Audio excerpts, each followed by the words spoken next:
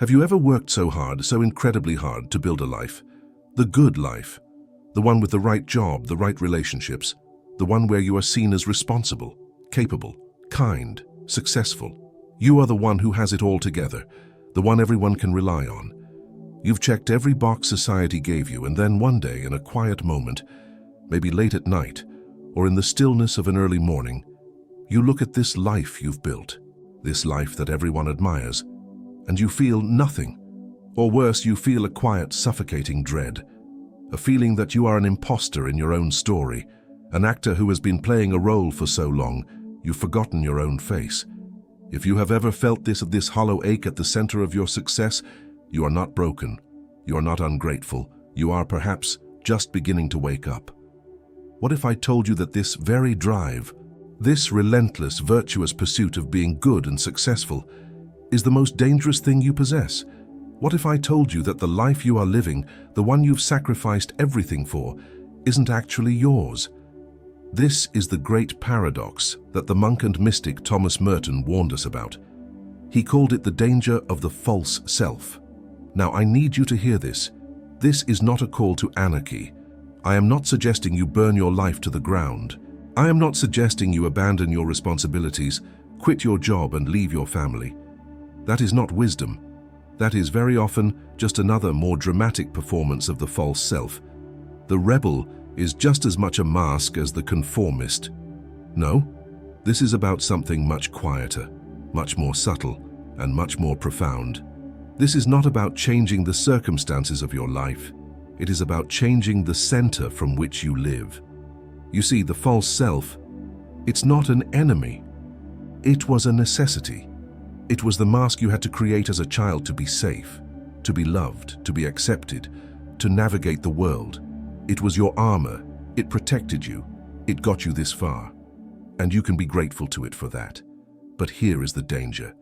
The danger is when the armor you built to protect yourself becomes a prison you cannot escape. The danger is when you forget that the mask is a mask. You become, as Merton said, a person who is busy, active, living, but who is in reality dead. Living a life that isn't yours is a slow spiritual poison. It doesn't kill you with a sudden blow. It kills you by inches, by 1,000 tiny acts of self-abandonment. How do you know if you are trapped? How do you identify this prison? There are signs. There are burdens that the person living for the false self carries. Let's look at them, not with judgment, but with a gentle, compassionate curiosity.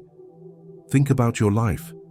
How much of your energy is spent managing your image, managing how others perceive you, managing your words, your tone, your expressions? There is a profound difference, you see, between presenting yourself and performing yourself. Presentation is authentic. It's sharing who you are. Performance is curation. It's becoming who you think they need you to be. When you are trapped in the false self, every social interaction is a stage. The office is a stage. The family dinner is a stage. Even a quiet coffee with a friend is a stage. You are constantly calculating. If I say this, will they think I'm smart? If I do this, will they be pleased? If I show this weakness, will I be rejected? The metaphor is simple. Your true self is like a deep, still lake. Your false self is the frantic managing of the lake's reflection. You spend all your time polishing the reflection, making sure the light hits it just right, terrified that someone might see the actual water, the depth, the darkness, the movement, the life. And what is the consequence of this unending performance? It is not applause. The consequence is profound, soul-deep exhaustion. You are tired, not just need a nap, tired. You are, I don't know how much longer I can hold this up, tired. You are on all the time. You have forgotten how to be off.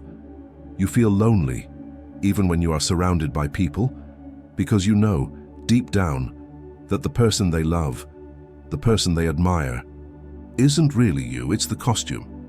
And applause for a costume feels terribly, terribly empty. This leads directly to the second danger. When you live as the false self, you are, by definition, hollow. You have evacuated your own center. You have built your house on the outside gaze, on the opinions and validation of others, and so you need them. You are not free. Understand this. There is a difference between appreciating a compliment and depending on one for your survival. The true self, rooted in its own being, can receive praise, smile, and let it go. It can also receive criticism, examine it, and let it go. It is centered. The false self hunts for validation. It starves without it. It is a ghost that needs other people to tell it that it exists. It's like a ship with a gaping hole in its hull. It is constantly, desperately taking on water, and it needs other people to be its bucket brigade, constantly bailing it out with praise, with likes, with approval. It cannot float on its own. The consequence: you have given the remote control for your own worth and to everyone else. Your boss's mood dictates your sense of competence.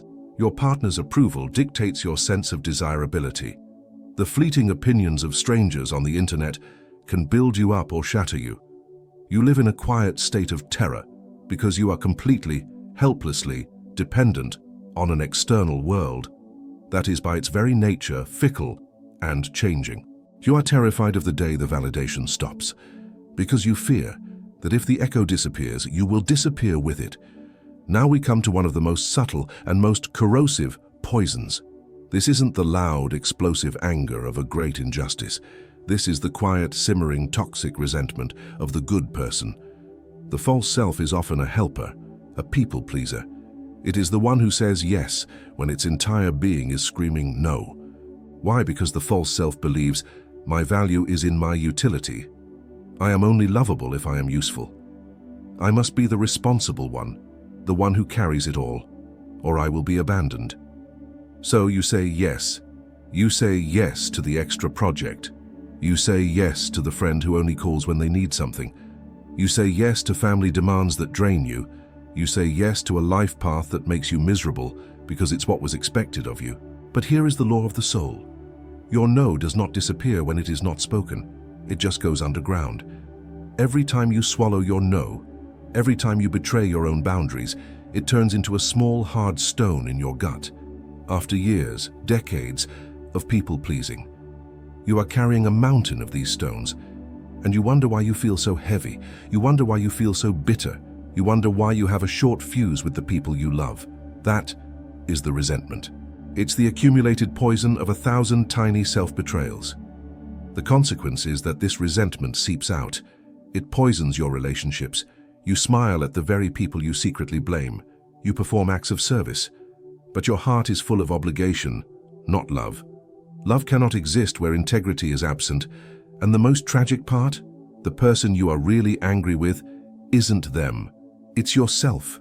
You are furious with yourself for abandoning your own post, for leaving your true self undefended. If we follow this path to its end, the performance, the hunger, the resentment, we arrive at the final, ultimate danger, Thomas Merton's greatest fear, the great inner silence. Now, I do not mean the beautiful, generative silence of peace, of contemplation, of presence. I mean the dead, hollow, vacant silence of an inner world that has been completely abandoned. It is the difference between an empty room and a vacant one. Think of it this way. The false self is a loud, crowded, frantic party you are throwing for the world. It's all noise and lights and performance. Look how successful I am. Look how happy I am. But your true self is locked in the attic. In the beginning, it banged on the door. It called for you, but you were too busy, too afraid to listen. The party was too loud, and after years of being ignored, it fell silent. You've lived on the first floor, in the performance, for so long. You've forgotten the attic even exists. And then one day when the party is over and the guests are gone, you feel that hollowness. You go to that inner room, you open that door, and it's empty. The connection has been severed. This is the sickness unto death that the philosopher Kierkegaard wrote about, the despair of not being oneself. This is the true existential crisis. It's the person who has everything the world says is success, but feels absolutely, terrifyingly, spiritually bankrupt. It is the profound, aching, desperate cry, is this all there is? This, Merton warns us, is the ultimate danger of the false self. It is not just that you are unhappy, it is that you have lost yourself. You have traded your entire unique divine soul. for a mask, and you don't know how to get it back. So, if you feel this, if any of this resonates in that quiet place inside you, what is the way out? I will tell you now, the solution is not a 5-step plan. It is not a hack. It is not another project for the false self to achieve. You cannot achieve your true self. You cannot succeed at authenticity. The solution is a redefinition. We must redefine what it means to be authentic. We think of authenticity as something we find, a hidden treasure, a new identity we build. This is not it. The true self is not something you find. It is what is left. When you stop doing everything else, the solution is not building. The solution is renunciation. Now stay with me. This word renunciation makes us afraid. It sounds like loss. It sounds like emptiness. It sounds like becoming a monk in a cold cell. But that is not what Merton meant. He meant something else. It is not renouncing the world. It is renouncing the false claim the world has on you. It is renouncing the script that was handed to you.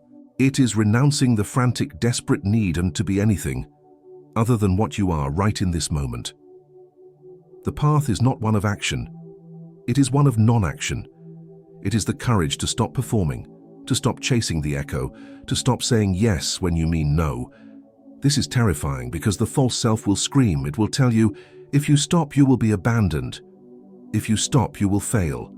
If you stop, you will be nothing. And the journey is to sit and let it scream, to feel that fear of being nothing and to not run away. Merton spoke of the true self as being hidden in the center of our nothingness. It is not a fortress you build. It is a clearing in the forest that you discover. Your false self is all the tangled undergrowth, all the vines and weeds and noise, the performance, the ambition, the fear. You have spent your whole life watering these weeds. The work is just to stop, to sit still, to let the noise die down, to let the weeds wither from neglect. And in that space, in that silence, and when you are no longer doing anything to be anyone, the true self emerges. It was there all along. It is the clearing. It is the ground. It is the silence underneath all the noise. It is not built. It is uncovered. This journey and this uncovering is the only one that truly matters. It is quiet. It is not glamorous. It will not win you any awards. In fact, some people in your life may not like it. Because the you they were comfortable with, the useful, performing, compliant you, is beginning to dissolve. This is the cost of freedom, and it is the most sacred work you will ever do. So, I want to leave you with a few questions, not to be answered quickly, but to be lived, to be held in that quiet, central place. Ask yourself, where in my life am I performing? What mask am I wearing that I have forgotten is a mask? What yes am I saying? That feels like a no in my soul, and what am I so afraid would happen if I just now stopped? If I stopped justifying, explaining, and performing, who are you when no one is watching? Who are you when you have nothing to prove? Sit with that. Be gentle with yourself. The journey back to you has already begun.